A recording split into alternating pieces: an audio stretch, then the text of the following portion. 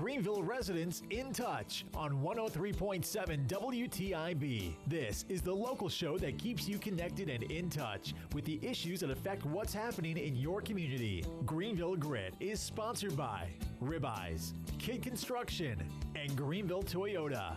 Now, here are your hosts for Greenville Grit, Terry Williams and Michael Overton.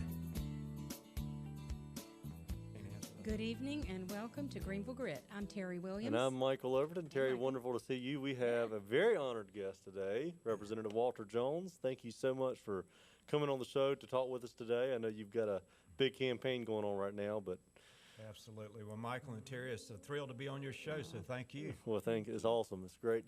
We've had a good run lately. The last few weeks, we've had Judge Lee Teague, we've had Brian Brown on, we had Tom Tillis call in a couple weeks ago. So it's been kudos to Greenville Grit for doing that, right? That's right. Well, before we get into the show, though, we always have to thank the sponsors that allow the show to go on. Greenville Toyota and the Greenville Toyota team. If you're interested in a new Toyota or Scion vehicle, go see Craig Ghost and the Greenville Toyota team, or you can visit them online at greenvilletoyota.com. They're also across the street from Fresh Market on Memorial Drive.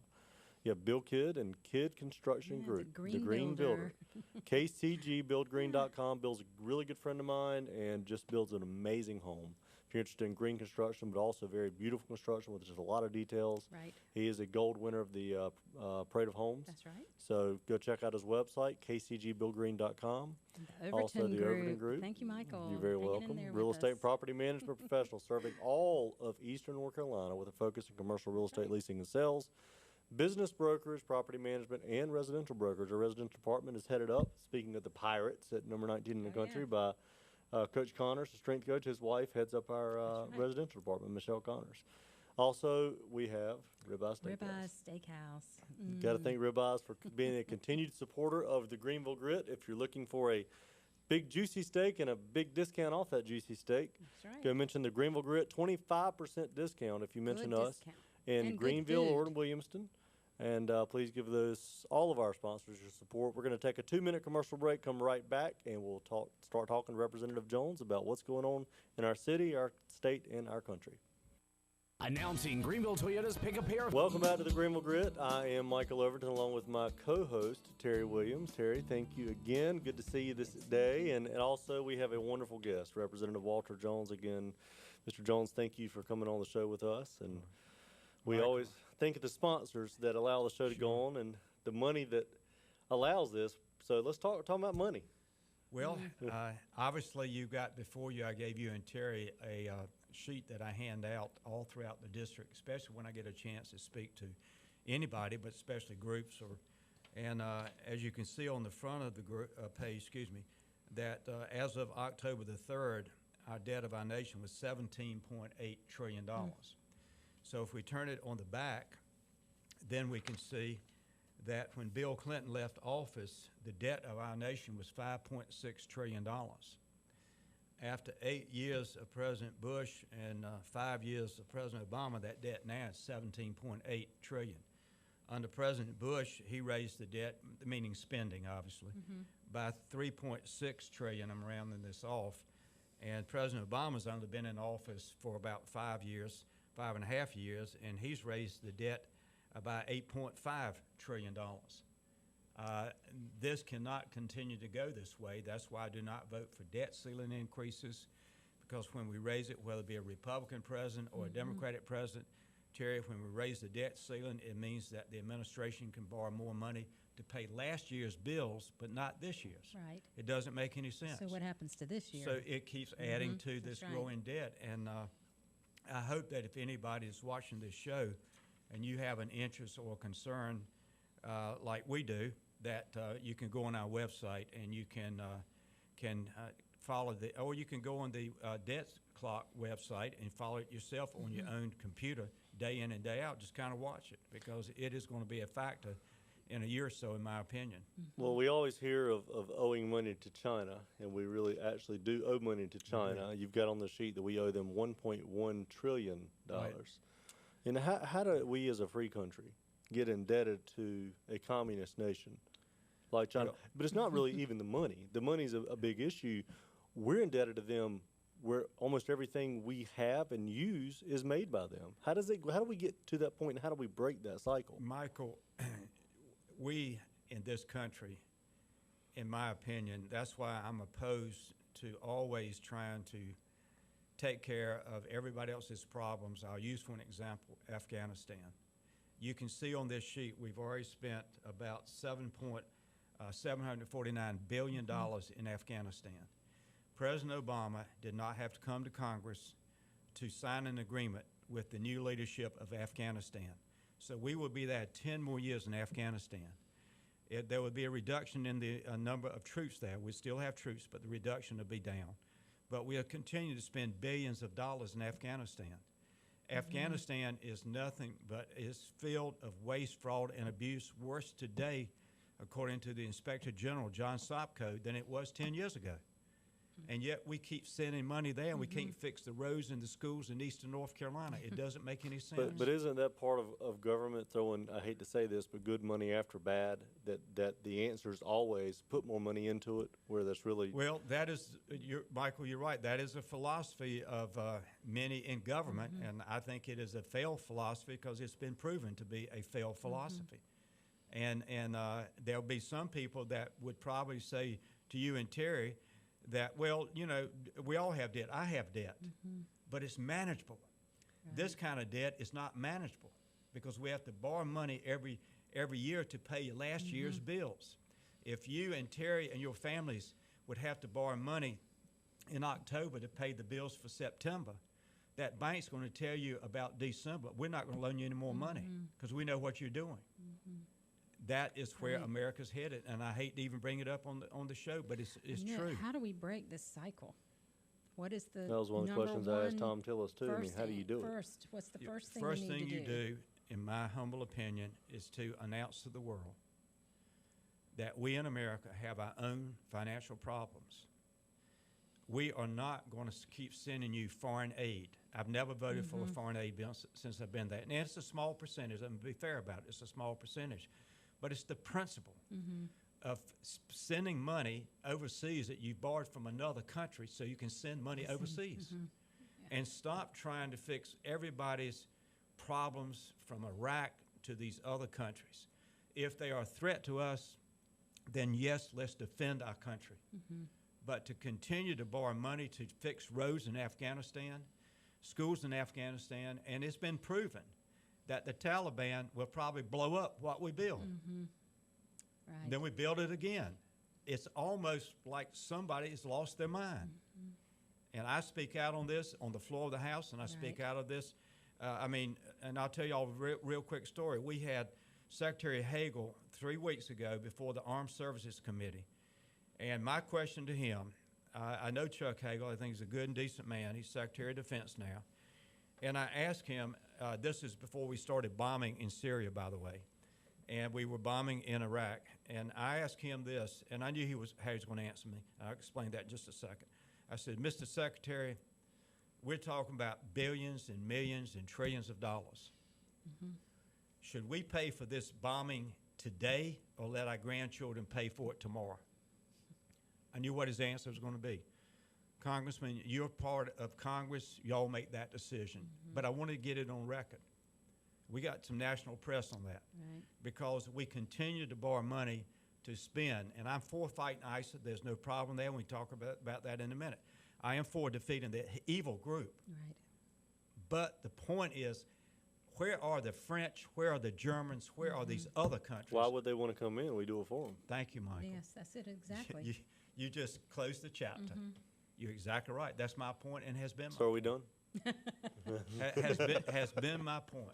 Yeah. Well, and I think as long as we try to continue to lead that, but we obviously, you know, I'd like to talk about state and local stuff too, but Yeah, we need but to talk about some of this. we try to rely on an inept United Nations to do anything. Right. And they don't do anything. You can't. I mean, and so at what point do we do it? And I guess that's the thing. And granted, I was very young when Ronald Reagan was president, but the one thing I kind of always remembered about him was back in the days when he bombed Gaddafi, he sent a clear message and he pulled out. He just said, look, stop, don't mess with us, and get in and get out. And he didn't put the troops on the war. I didn't say he didn't do any other time, but it was pretty clear the message he was sending. But I don't know if we really send messages no, we today. don't send clear messages. We send Well, mixed we don't know what messages message we from send.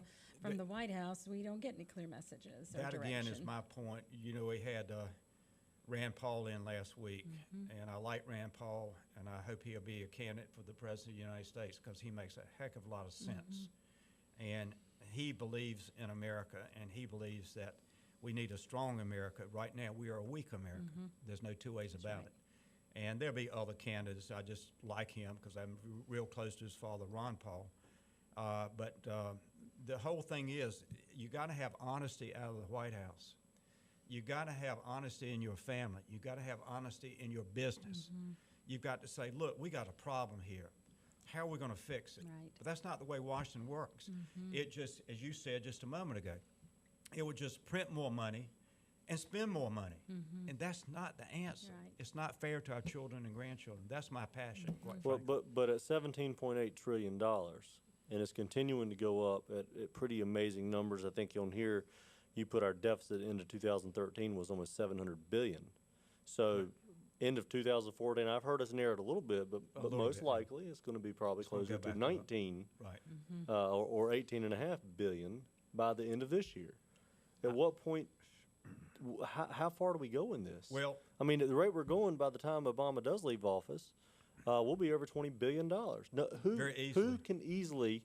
Who can in any way ever get this debt reversed? well, we, last December, a year ago, soon to be a year ago, we actually stopped the debate on the floor about raising the debt ceiling. I've not voted for a debt ceiling increase since 1997, and I was a part of a group of about 25 or 30 Republicans that said to the leadership, you're not going to pass that bill on the floor of the House. Obviously, the government shut down. Nobody wants to see the government shut down, but it shut down for about a week to 2 weeks almost. And then Mr. Boehner was getting pressure from Wall Street. He's the Speaker of the House, as you know. He was getting pressure from the financial markets that America is going to collapse and it can't pay its bills and then it's going to hurt our credit and that type of thing. The point is, you got to do it sometime because if we don't stop the growing debt of this nation, the debt will stop America is what's going to happen. Well, I agree. And Terry, I'm sorry. Yeah. No, that's okay. I get wound up. One of the things that I have been speaking a lot about, even when I ran for city council last year, was we created dependency, and we've created a dependent society. Yes, we have. And I think Republicans, I don't believe personally that they do it as bad as the Democrats, but I'm sure that they've given certain things. But when you create a dependency, you win your vote. Too many times, you're right. How do we at some point it's got to stop. I mean, the country was built on self-reliance, and we finally gotten to the point we're not self-reliant anymore. We won't, what are you going to do for me? Well, I go back to, it takes a leader in the White House, a leader that will be honest with the American people and say, we can fix these problems, but we can't fix the problems going the direction we're going now. Rand Paul gave an example, and I think he was on Henry's show and gave the same example about the devastation in Detroit, Michigan, and how he thought it would be a good way to fix it is whatever the tax money is that they're supposed to pay to send to Washington, let them keep the tax money and start reinvesting in, I in actually the like city. that idea. Yeah. I've heard his idea, and I think You've it's a heard it. great Yes. idea. Right. I mean, I'm sure we all like to see more about how it would work, but conceptually, that's what we need to start doing. Well, think of, perfect, that leads us great into local politics. Let's talk about Eastern North Carolina, taking that same concept on some of the counties that you represent, Right. many of which are extremely rural and extremely poor. That concept could do tremendous things for those counties to start reinvesting in those counties. That's a right. great point, and my hope is, I told Senator Paul before he left that, and we already contacted his staff person that's doing this project for him to see if we can get some more written information to kind of better understand mechanically how it would work. But Michael, I think your point, Terry, I know you would agree that we need to do more in reinvesting, and if an area has got the ability, even just a little bit more money in some of these small counties can make a huge difference. I tell y'all a quick story. I won't say the county, but a few years ago, I got a call from the sheriff of the county, and it's on the water. Let me put it that way. a small county, and they did not have a boat to go out to find drug smugglers that they knew were bringing drugs in by water. So I called, this is 10 or 12 years ago, I called the Crime Control and Public Safety. No, I called a boat manufacturer here in Greenville. I don't have permission to say his name, but you can figure out who it is. Said, well, we can help them with a boat. And they were able to get some money from Crime Control and Public Safety and so they could buy the boat at the cost actually. Right. They get the boat down there. And then I call the sheriff thinking we've done a great deed for law enforcement. And then he tells me, but we don't have a motor. Oh my gosh. You see? Yeah. That's a So we had problem. to try to help find the motor. That's right. But some of these small counties, it's not to make fun of them. It's No, just they trying to just- say that some of these small counties, what we take for granted here in Pitt County, Right. they don't take for granted. That's they don't have exactly it. right. I want to switch gears just a little bit because the Ebola outbreak that we hope doesn't happen is in the news. Bad news today for the family of the one person that has passed away today. But I am just so concerned. I am overwhelmed with the thoughts that I feel like, I'm not saying you all, Washington or the president, aren't doing anything, but I don't feel like a lot is being done to prevent the spread or people, coming into the country. Can you just tell us where we stand right now with any prevention methods, or exactly what is being done right now? Well, I'm glad you mentioned that. A group, including a couple of Democrats, we have written to the president, and we need to stop those who are coming from countries where Ebola is a problem from coming into this country. I don't care if you're an American citizen or not. Absolutely. You need Yeah. to not come here. Absolutely. Got to And we have, protect us that are here. we have written letters. I'm one of many Republicans who've written personal letters. I know there have been some Democrats who have done the same thing, asking the president to stop anyone that's in one of these Western African nations from coming into this country till we can better understand. There's so many unanswered questions. I think the CDC has done a really good job, or maybe even a great job under the circumstances, but there's still so much that's unknown. I mean, I am very much concerned about sending 4,000 Army troops to West Africa to deal with this issue. Right. I have already written to the Department of Defense. My staff's helping me with this to find out. Tell me that you can guarantee that these people are going to be safe. I just think we're setting ourselves up for another problem. Right. And why not let the French send 4,000 French troops over Right. there? Here we go again. Always America. Right. Always America. And we can do our part, but let's be a partner with someone Right. instead of being the sole leader. Exactly. Well, And I I'm think concerned about our military. I really am. that bothers me that we're not stopping, and we don't have the drugs necessary to fight it if it does become even some sort of an epidemic in a Right. certain area, like where these 40 people they're monitoring from this man that's just passed away. I think they said in the next few days they'll be able to tell if any of them are showing symptoms, but we don't have the drugs to fight it. Well, Terry, you're exactly right. I think they've got some experimental drugs that they've used on 2 or 3 patients that it seems to be working, but we don't really have a handle on the depth of this problem. Right. And I mean, even the medical world doesn't. And they'll get there quicker than somebody like me, Right. obviously. But the point is that I think it's the unknown that concerns me the most. And if you don't have an answer to the unknown, then move cautiously and Right. carefully, the best you can. Right. And again, my concern is the military, and I'm trying. I did a radio show with a former member of Congress named J.D. Hayworth, who's got a show out of Texas or Arizona or somewhere, and he asked me a question today that I actually called my staff. We were in the car, and I got a hands-free phone type system to find out, and I forgot the name of the African country, but he was saying that the grave diggers, in that country have walked off the job and said they will not dig graves for citizens who have died of Ebola. Right. So he had heard that the military was going to do that.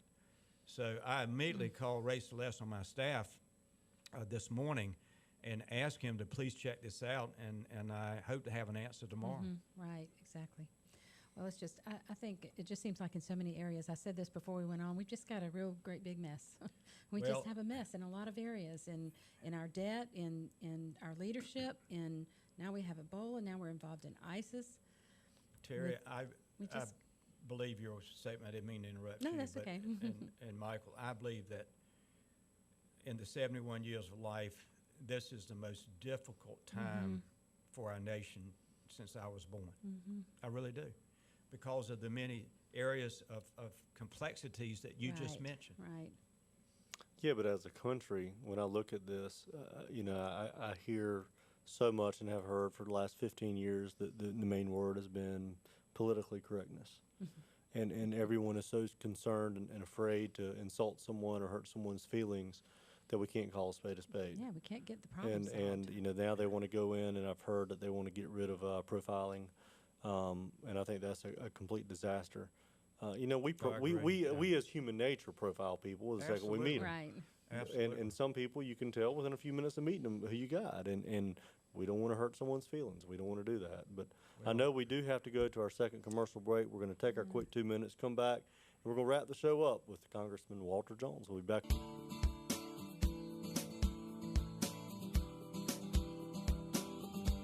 Welcome back to our show, Greenville Grit. We've had such an honor to have Congressman Walter Jones with us today. And Walter, our county, Pitt, is not the only one you represent. You said you have about 22 counties, and Right. you were somewhere earlier today. You might like to share with our citizens where you've been today. Terry, thank you. This morning, Michael, I was invited to be down at a groundbreaking at a affordable care unit and housing. And what was nice about it, these additional units in this housing area is because of public-private partnerships. Right. That's what is good about America, public-private partnerships. It will be housing for our veterans and our wounded veterans. It'll be specifically for them. Right, which is And so necessary. this is what is good about America. And I said that today, this morning. I said, that's what's so good about America. It's what we're doing here today. It's not just the government coming in. It's the government having a financial partnership with the private sector, and they get a benefit for investing. That's where America needs to go. Well, my belief, whatever people consider it is government's role should be there to support the development of the private sector, and Right. otherwise get out of the way. Michael, Terry, this is a prime example of success. Exactly. To make your point, this is a prime example. Well, because- you've got an election going. We haven't even discussed it. We I got about know. 2.5 minutes left, but tell us what's going on. Well, Michael and Terry, I try to work this district in the off year as much as I do in the election year. My travel log would prove that. I'm moving around the district. I will be, today I was in Onslow County. I'll be in Pender County tomorrow. I was in Dare County a couple weeks ago. It's a huge district. Yes, It goes it all the is. way from Currituck down the coast and over to a little bit of New Hanover, a little bit of Pender County, and then counties all in between. And basically, I'm trying to just continue to tell people I am a conservative who is an independent that tries to do what I think is right for the people of the 3rd District. And obviously, when you have been elected a time or two, you're going to be judged on your record. Some people like it, some people don't. I just hope the majority of people believe that my staff in Greenville and Washington and myself care about the people of Eastern North Carolina. Well, we appreciate all you've done for the East. Maybe the next minute and a half, what do you see as the biggest challenges facing the eastern part of the state? I still believe that jobs are important to Eastern North Carolina, where we're doing well in Pitt County and Onslow County and a few other counties, obviously. I think all in all that we've got to do more to create the incentive by small, mid-sized businesses to grow and expand. And that will include larger companies too as well, because we just had an announcement last week here. Well, in Greenville. yeah, wonderful announcement too. Absolutely. So we've just got to keep letting that be one of our top 2 or 3 items that we've got to deal with in this country, is to restart the economy. Well, help us get government out of the way. So I'm we can do this. trying. That's I'm right. trying. That's why I got Rand Paul to come down here, because I believe he believes, as the 3 of us do, less government means much more success. Well, thank you again for Representative Walter Thank you. Jones being on the show with us today. We have to also, before we close the show out, thank the sponsors once again, right. Greenville Toyota, the Overton Group, KCG Builders, or Kid Construction Group at kcgbuildgreen.com, and Ribeye Steakhouse. Again, mentioned Greenville Grit. You can visit us again. We'll be on 6:30 tonight, obviously, but then Friday night at 6:30, Saturday morning at 9:30 on 9:30. Cable 7. And you also can go to greenvilleheadlines.com and pull us up, or even go to YouTube and type in Greenville Grit. So again, once again, thank you, Thank you. Representative Zone. Thank you so Thank much. you. And thank you, Terry, for being on. Y'all have a wonderful day, and we will see you next week.